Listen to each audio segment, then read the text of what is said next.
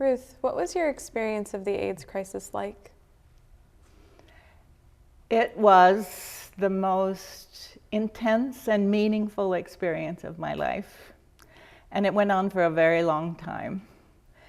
I feel like AIDS and I were on a collision course even before we were defined. As I was working in a sexually transmitted disease clinic, and this thing came around called GRID. It was called Gay-Related Immune Deficiency. And I was worried for my clients that were working with us. And I was learning a lot about how people felt shamed having a sexually transmitted disease and how to ease that shame with them. And I was working, and it affected me professionally and personally and politically very powerfully in all those ways through all the time. So in the beginning, when the HIV was finally isolated and they had the test, the first political thing was we had to keep this test anonymous. There was a fight within the health department because the other sexually transmitted diseases that we were working with, syphilis, gonorrhea, you were interviewed and there was contact tracing, and I felt extremely passionate that this test remain anonymous because of dangers, you know, of what could happen, because it's not only sexually transmitted, it happens to gay people and it kills you. So it creates this tremendous fear in the community. And when I did come to Santa Cruz and do some talks in the high school, there was a high school here where one high school student said, I think the solution to the AIDS epidemic is to put everyone with AIDS on an island and shoot them. And that's in my community, which I consider really liberal, and I didn't see a lot of reaction from people in the room. So I felt my feelings were really justified. And then if we were going to use this test as a tool, people had to feel safe using it. So every time there was something, there was a political aspect to it, right? And then I was getting my master's in public health.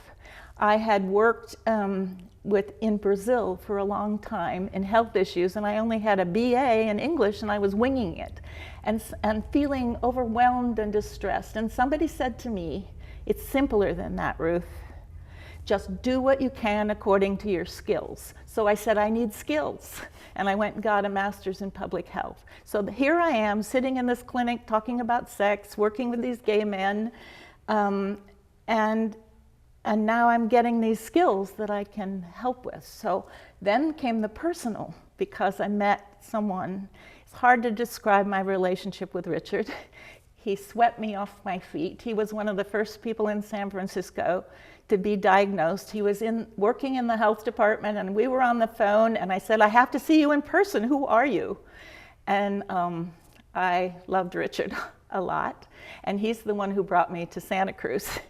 And I decided to leave the health department and come to Santa Cruz because I wanted to work in a community, I wanted to be more political, and I wanted to work with this team and this community. Because in my interview, Joe Kinney said, we have 1,000 people willing to volunteer for the Santa Cruz AIDS Project. And I said, I want to work in this town with these people. So then came my epic with the Santa Cruz AIDS Project. It went on from there, but I know that's what this film is most interested in, right? Mm-hmm.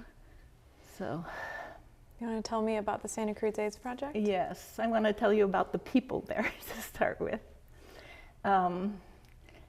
We were swimming. We were in a big storm, and I think those people that were volunteering had gotten the message earlier, do what you can according to your skills. They got that, and they were coming. They were lawyers who were offering to help. They were hairdressers that were cutting people's hair for free. They were, you know, people who just wanted to volunteer because they had someone they loved who died. I think particularly of a woman named Sue Lapp, whose brother died of AIDS. She was one of the first volunteers that came to the prevention thing, and she set up a thing with the churches and the religious community, and there was a wonderful talk that we had a panel of people living with AIDS on the panel. And one person, Randy, talked about how he was rejected from his church. And because he came out as gay when he was a teenager. And the current pastor of that church was there and opened that church. So to all of the people with AIDS who wanted to come, including a mother with her 3-year-old who was infected. And there was just so much. So Terry Kavanaugh, I think, was the person who was the heart of the organization. He was the client services person, and he was also doing all the volunteer coordinating. Can you imagine, 1,000 people coming in and Terry listening to all these people who were new or just crying on the phone? And so I was so glad to be able to help and at least get some of these volunteers moving in the education department. And I think about, and now I'm thinking about that group, the 5 of us who worked there. And Terry definitely for me was the heart, and Joe was the brain. And on my team was Richard and David and then Gary. I think of Richard and David and Gary as kind of the legs, because they were doing street outreach. Richard was focusing on going out into the beach flats in the drug-using community. We coordinated with Salud para la Gente. We went into the migrant camps with Ruth Lopez there. I did a radio call-in show in Spanish. And David was out there in the cruising sites, reaching people who were having sex. And we were trying to figure out ways that we could measure how effective we were. One of the things that David did was to distribute yellow condoms and then go back and collect and see how many yellow condoms, so we could actually say, no, we didn't just distribute the condoms, we were sure that this many were used. Richard was out there distributing kits that were cleaning needles, and then he got into needle exchange and condoms. And so we had little referral things to treatment centers to see if anybody came from Richard's referrals. We were always trying to use these principles of trying to find out what was the impact of what we were doing. And then I thought about myself, what am I? And I came up with the hands, because every time hands would come up around me, and I had a project firsthand, and I felt like I was gathering in and then giving back with all these people doing these things. So I had a speakers bureau of folks just learning the basics and talking in the community. I had a Spanish language speakers bureau. There was these parties that were safe sex parties that we would go into houses sort of like Tupperware, and we would show different kinds of condoms, the male condom, the female condom, how to put a condom on with your mouth, because it's, condoms are not really fun. And all of these different sorts of things that you could get people to start using. Protection. What else did we have? Oh, then there was a little boy who was 3, who was infected at birth, and we had to find him a daycare center. He really needed that. His mother died at 21, and he needed to socialize. And so we went to all the daycare centers to say, let's talk about infection control. And we wrote a book about it, and finally found Loudon Nelson to take this child in, which is really important, because of all the people we worked with, he turned out to be the one that survived. So, it's just a wonderful community, wonderful people. But the most important thing I did, I think, was to create Project Firsthand, which seems odd because from the beginning I want to keep everything anonymous. And then I was the one who got people who were actually living with HIV to come and see if they wanted to join, voluntarily of course, this project called Project Firsthand, where they went out and spoke in the community.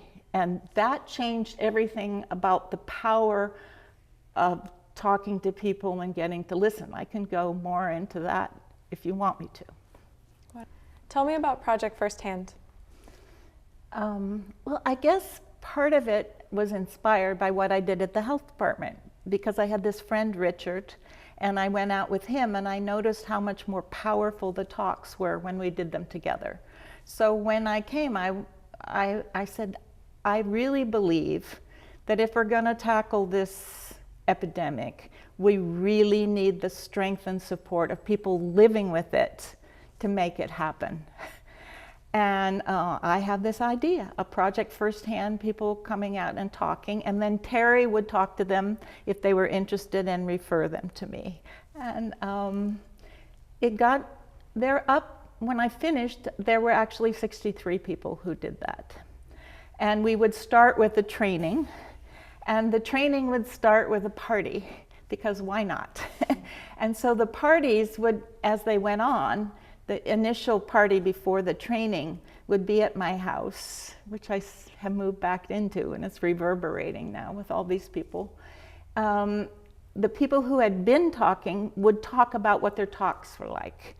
They would go to drug treatment centers, to schools, to churches, to businesses,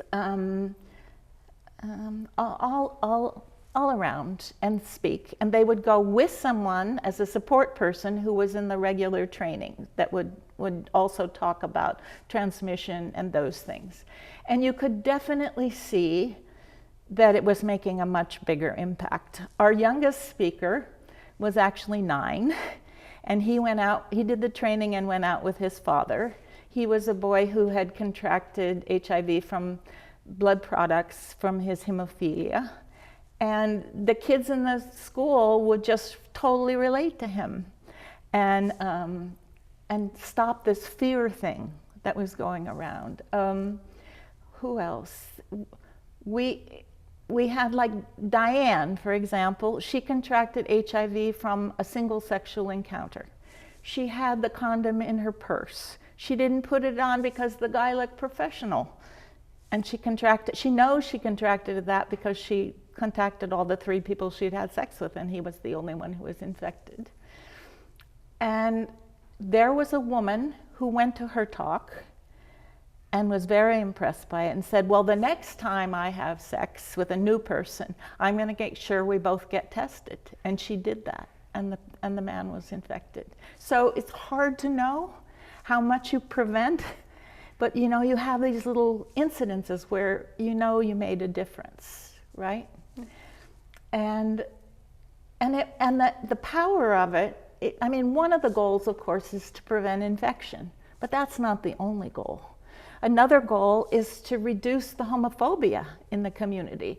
I am sure that the people, the little kids who are still in this community grown up now, if they were in Stanley's talk or Gary's talk, and they made that heart connection that some of these speakers had, it changed their view. It would be hard to undo that connection they made with how lovely this person is, and why am I judging people if they're gay? You know, so part of it was to reduce homophobia, and part of it was to reduce the horrible fear that was around. People were terrified that if I sat next to you, you know, and you were infected, I could get HIV. And I remember training cops. One of the groups I had to train was the cops.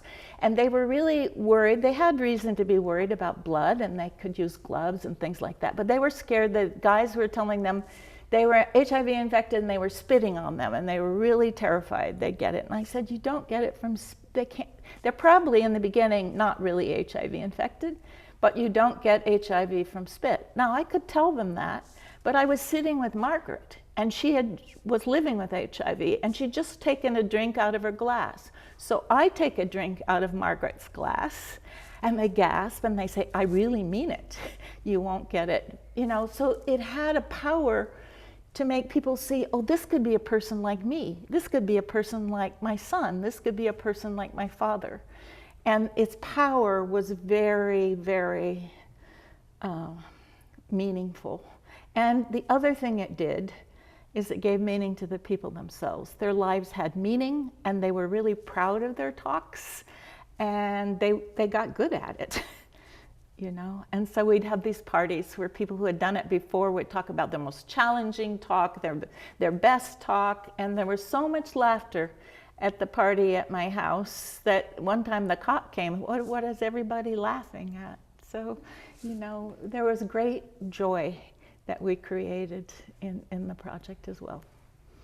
And I don't know if you want to go into my international, but it had international impact as well. Can you say more about the international implications of your work? Yeah. So, do you see the quilt behind me? Mm-hmm. This was given to me by Chet and Gary, who were living with HIV, and this volunteer, Sue Lapp. They made this. And so the handprints are people who are currently living with HIV or a major caregiver. And the names in them are people who have already died of AIDS. So you have the little 3-year-old boy that I mentioned. That's his little handprint, and that's his mother's name, who died at 21. He's the only one on the whole panel who survived this. And they all mean a lot to me. So this is a regular quilt panel that would go in the quilt, but instead of putting it with the quilt, I took it around the world. I was a trainer, and I speak Portuguese and Spanish, so I went all through Latin America. I went to Honduras and Colombia and many times to Brazil, and took this with me. And I took pictures of these people that I'm talking about around it, and it was the way that it broke through and made lots of changes. I can talk about more of that if you'd like. Yes, please. So this is a dear friend who just died a little while ago, but it wasn't a dear friend to begin with. So I did these trainings. There was another organization in Santa Cruz. It was called International Health Programs, and they did trainings for people from around the world. And the trainings that I did, I focused on AIDS, and I did a month-long training from needs assessment through impact evaluation for health providers. And then they would come out with a proposal that they could get funded and go back and implement in their country. So for the Portuguese ones, I did it in English, Spanish, and Portuguese. For the Portuguese ones, I had people coming from Brazil and all the 5 African countries that speak Portuguese. And then I went to Brazil itself, and I said, I don't want to do it just for healthcare providers. I want you to include in the group, this is the Ministry of Health funding this, I want you to include activists. I want 2 gay activists living with AIDS to be in the group. And he was one of them. And he told me later that when he's coming on the plane to the training, he said, we're going to get rid of this American. We're going to take over this training. And why do they have to do a thing about a project anyway, you know? We're activists. And so it came there, and the first thing I said is, this is adult learning, and I know how you could resent an American coming down and telling you what to do. But this calendar is open. There's spots there. It's adult. If you have something that you want to share, you put it up on that calendar. My job is to get you to write a proposal from needs assessment to impact evaluation that you can get money and do. And then I went to the quilt. And then I went to the pictures of the people living with HIV all around the quilt, and I told their stories.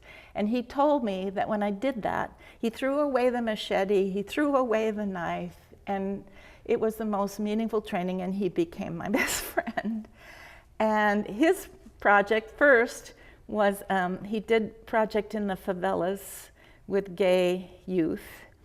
And then he did a project where he was the coordinator of, he was the director of an orphanage for kids living with AIDS. And he found a home for an extended family for every kid in that orphanage, which seems meaningful to me. And then together we did the training that I really wanted to do, which was leadership and activism for people living with HIV, all of them. There were 26 of them, and none of them had ever been out before. But it was this. I could show them their stories. I actually brought a tape of lesbian activists in the nearby neighborhood who went into a women's jail, and they got arrested protesting the way the women were treated in that jail. And the people in the training said, they went to jail? I said, yeah. And they did all this activism, and then 2 of them were discriminated against in a clinic when they went for help. And then they made these signs, and they went, and they were all inspired, and we went into the doctor's office. I didn't, they did. They went into the doctor's office and put up these signs that said in Portuguese, respect everybody's sexuality, and don't discriminate, and doctor, learn from your receptionist. And from that training, Araújo replicated that training in 5 regions of Brazil, training activists. And then what happened was that the United States and the drug companies told Brazil that they had to stop producing the antiviral drugs because they were against international patents. And Araújo, who had replicated this training all across the 5 regions, got everyone to protest in 25 states, and the ministry reversed its decision, and they kept giving HIV medicine for free. And that affected the impact evaluation. If you look at Brazil, what was projected to happen and what actually happened, it really had an impact. So I give these people the credit for making an impact way beyond this community. So Project Firsthand affected people in the community in prevention, but it also affected the people within the group. Margaret went and talked at a drug treatment center. And in the drug treatment center, they had done HIV testing. And Jimmy had just tested positive. And he decided he was gonna just give up. Why if I know I'm gonna die, why do I stick to my treatment program? And it was Margaret who convinced him to continue with that and go on. And Jimmy moved in to the Perlman House. I hope you've heard about the Perlman House. These people gave a house where people lived. It was a very important thing that they did. And Jimmy moved in, and Jimmy was not gay, and everybody else in the group was gay. And Stanley would particularly tease Jimmy. And he would say at the end of a support group, "Oh, I just want to thank Jimmy, my future husband, for being here." And Jimmy would get all, you know. And then eventually, as these support groups went on, Jimmy said in his evaluation, "I just want to thank Stanley, because Stanley's the reason I keep coming back. And Stanley is the one who cured me of my homophobia." And he walked across the group and gave Stanley a big kiss on the lips. And if you knew Stanley, he was so wonderful. He loved to talk to little kids. And I just know that he had such a powerful impression on them, of such a lovely person. And he also, when I went on to work at international health programs, I would have people from Project Firsthand come in and talk to these people from around the world. Jay Walker and Margaret and Jimmy, and they would be amazed that people in our country could do that and come out and say things like that. And then I'd take them to the Perlman House. And Stanley, I was able to get funding for some little, you know, stipend for him, and he'd spend it all for treats for these people coming and show them how the Perlman House worked. And I remember a person from Mozambique. He was a healthcare worker, and his name was Pichiso. And he came to the training, and then he went and met Stanley and all these firsthand speakers, and he said, "Ruth, that's impossible. In Mozambique, no one would do anything like this, and no one would go out there and speak in public like that." And 2 years later, I went twice to Mozambique to do trainings, and Pichiso's program that he developed was a program called Kubatana. He's wearing the little shirt that it is. And it was the first program in Mozambique for people living with HIV to get daycare and to go out in the community and talk about living with HIV. And I met Rosa, the first director, who had told me she was ready to commit suicide. She'd lost her baby, her family rejected her, and because of the She Says group, she was now leading this group. So there's that connection that people living with HIV do. And then there came Araújo. When I would travel to when I traveled to Brazil, Araújo was completely captivated by these people. He accepted this, and he took that training and did the same kind of AIDS activism all over Brazil that really made a difference for the country and its infection rate. How did it make a difference in Brazil? Brazil was making HIV drugs against international patent laws. And they had just adopted a new constitution that said health is a right and not a privilege. And so that they were under law, they had to give free HIV medication to everyone infected. But the US and the drug companies said, you can't do this. This is against the law, and the Ministry of Health was ready to buckle under. But Araújo had done similar trainings like this all over the country. So when they protested, the ministry changed its mind and kept giving these medications. And of course, if you're taking the medication, your viral load goes way down. So even if you're having sex, the chance of transmitting it goes way down. So the work that you did here in Santa Cruz had large international implications, and your methods were replicated around the world. Yeah, that's true. How does that feel? Good and sad and wonderful. And it makes me feel, you know, when there was a question that was about what would these people, how would it have been different if they lived? And I would say, well, they would have had a life. You know, John wouldn't have died at 23, and Vicky wouldn't have died at 21, and Don wouldn't have died at 30, and you know, Gary and wouldn't have died at 26. They would have had a life. That would be something. But in terms of what these people did, these particular people that I worked with, I can't imagine them having any more impact than what it did in what they did. But to me, their lives were so meaningful. And I am so grateful for having the chance to have worked with them and known them. You know, what courage. When this came out, you can imagine the bias against people. People were losing their jobs. Margaret had her teeth sent back in the mail from her dentist. People would tell me that their doctor wouldn't shake hands with them. You know, this took a great deal of courage to come out and talk, and they made a difference. And what they did was really powerful, and I just feel honored to have known them. What motivated you to do this work?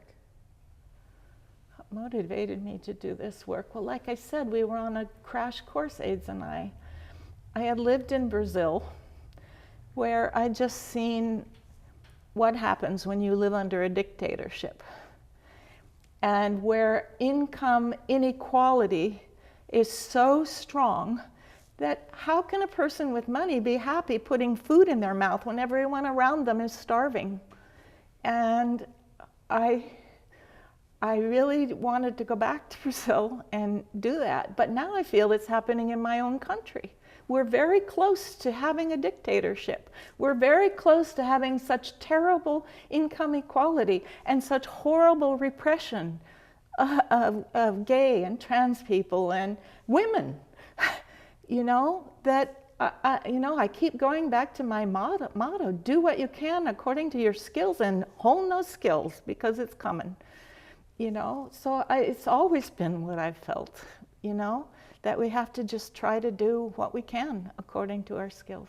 So, and I think they did.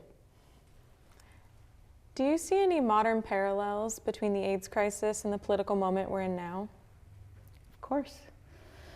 I see discrimination that was there in the AIDS epidemic against gay people, against people with a disease. And in some ways, I see it's getting worse, that there's more validation for saying mean things. You know, when I was working with AIDS and I was working with Ugandans, there was a president, Museveni, in the 80s, who in every speech he gave, he mentioned AIDS. And he told his people to use condoms. And I said, wow, are the Ugandans lucky? We have a president named Reagan who never said AIDS once in a speech. And now, President Museveni is still there over 40 years. And you go to Uganda, and they have legislation that says that they can give the death penalty to gay people. And that came about because of, you know, the family, Jeff Charlotte and the family. They're a right-wing Christian organization. They went to Uganda and they convinced Museveni's wife and then Museveni that homosexuality was this horrible sin. So we spread it. So there was a reaction and a thing, and they're dangerous. And they're getting power, and they're very forceful, and what they're doing is extremely dangerous. And I'm fearful, and I'm empowered to do whatever we can, and I think the Diversity Center is right on the right track. As I understand from what you told me, Nic, you're creating community by creating a safe place for people to go. You're spreading the word by doing these kind of similar firsthand talks about what it's like to be trans, the way it was to be HIV, and to go into things. So you spread the support of a community, and the community becomes larger, right? And more supportive. You're working on legislation, as I understand, to make this a safe haven for trans people. This is what you do. You are doing it. And this is what you keep doing, and this is what we tried to do then. That's the way I see it. And it's going to take people who are trans and who are gay and who are whatever it is to come out. They will make the difference. They will be the leaders, and we will support them. That's the way I feel about it. That's what I did, and that's what I think you're doing, and I think that's what needs to go on. Does that make sense? Mm-hmm. What do you wish people born after the AIDS crisis knew about it? I wish they knew the people I knew. I wish they knew how much love there was. I wish they knew the things that they taught me. You know, do you know the poem by Rumi that says this life is a guest house? A lot of people know that poem. This life is a guest house. Every day a new arrival. Meet them at the door laughing, even if they're a crowd of sorrows. That just perfectly sums up what I think people with AIDS taught me. You know, they taught me too about, I remember Tony. He was dying in the hospital. And I went into his room, and it wasn't white sheets and it wasn't white walls. Tony had a crocheted quilt. He had all his altar to Saint Jude there, Jude, the saint of lost causes. And everything in his room was reflecting who he was in a sterile hospital room. And I said, oh, you could do that? And people who were able to laugh in the face of death and find this joy in the middle of this crisis, and to have courage and to face up and not buy into what other people were telling them they were, knowing who they were, being authentic. They didn't have time for bullshit, you know? You just had to be who you were. And if someone didn't like it, okay. That authenticity and that courage. I mean, I look at the politicians today who bow down to anything, and they just want money and power. Do they really believe that's what it's about? That's not what it's about. You know, I wish that people could understand that it was about that. It was about learning what life meant and what was important in life, and how to face it with courage, and how to find joy in the middle of terror. That's it, what I think. When you look at these photos of all these people, I understand that none of these people are alive. No, No. none of these people are alive. What comes up for you? That they're not alive. That, you know, when you first said that, my first thought when I heard that question was that they're alive. They're alive to me. They're vibrant to me. And then I thought, what is death? You know, to me, death is the death of the soul. When you stop being authentic with yourself, when you start giving away what you know to be true, you know, and you become a shell. These people never died to me, and as long as I'm alive, they feel very, very alive to me, very vibrant, and they're with me wherever I went, and they continue to be with me. So in some ways, I don't see them as dead. I wish they had a life, but to me, they're not dead. Dead is something else.